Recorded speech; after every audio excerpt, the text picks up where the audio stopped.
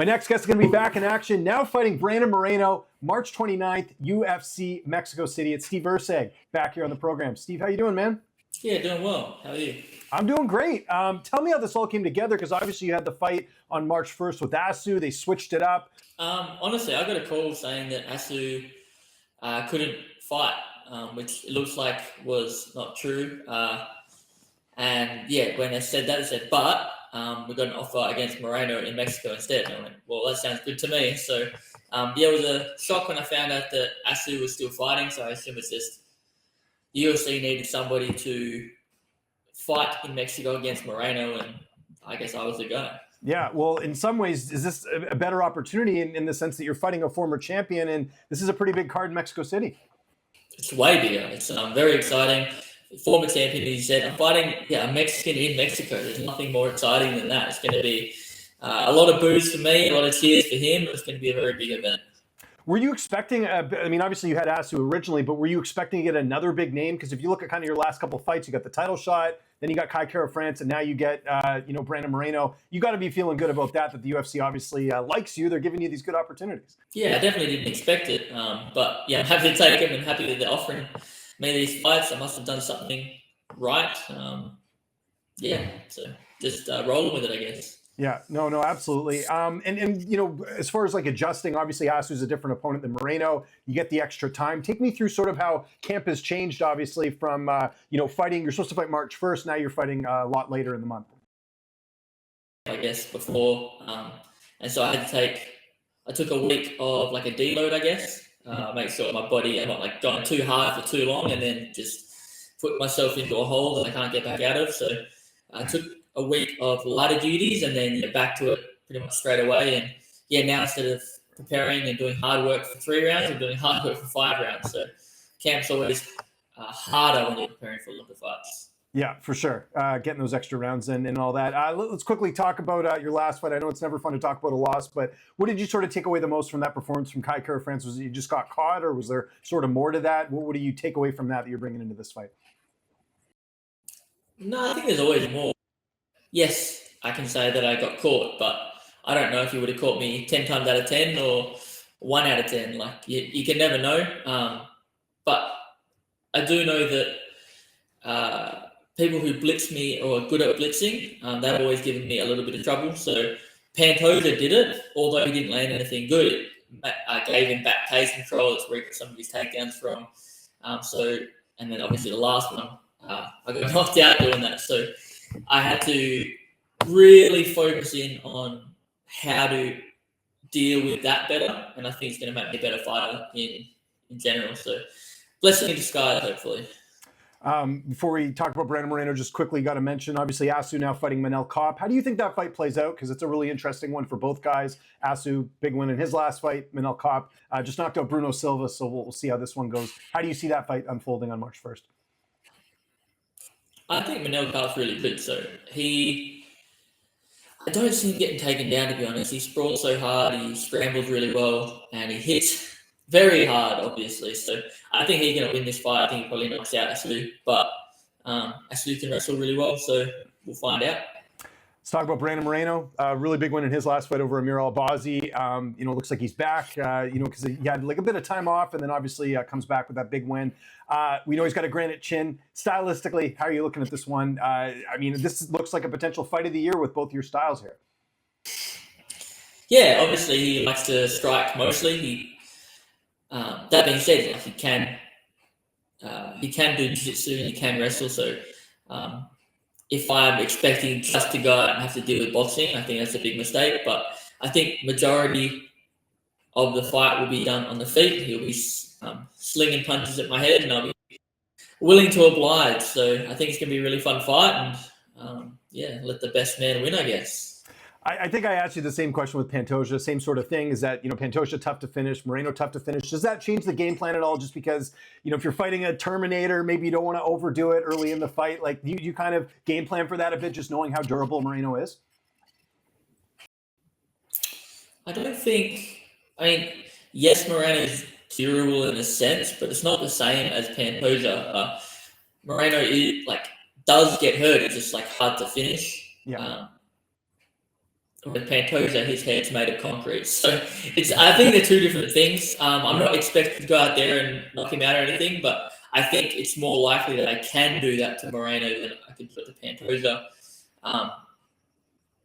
But I'm confident. I've got a guy who I spar every week, Richie Lockett, and he is an absolute dog. He gets in your face. He doesn't care if he gets hit. So I'm used to having to throw a lot of punches in a round, and I think that'll pay dividends for the upcoming fight. And let's talk a bit more about camp. So you mentioned Richie. Who else are you getting to work with? Who's helping you prepare for this one? Yeah, so I was preparing with Cody Haddon, who was supposed to fight in Sydney, but unfortunately got injured. And then, I got another guy coming in soon. Just trying to get as many rounds with as many good guys as I can. And then I've always got my team. I've got Louis Gustafsson, I've got Shannon Staples, Jim, and I've got lots of people in the gym that are always around to help me out. And they're always there. Good rounds. I'll be ready. Good. Of course, Haddon was supposed to fight Alexandre Topuria at bantamweight. Did you see his debut? What do you make of him? Obviously, there's a lot of hype just with not only his last name, but just exciting fighter, right? Yeah, so I think he's similar to his brother in the regard that the way he moves his head, he looks like he hits pretty hard, and the way he moves is very similar. I think he's more defensively minded than his brother is, though. They're both good defensively, but Ilya is more willing to take risks and throw when he has the opportunity, whereas Alexander looks like he is a little bit more passive.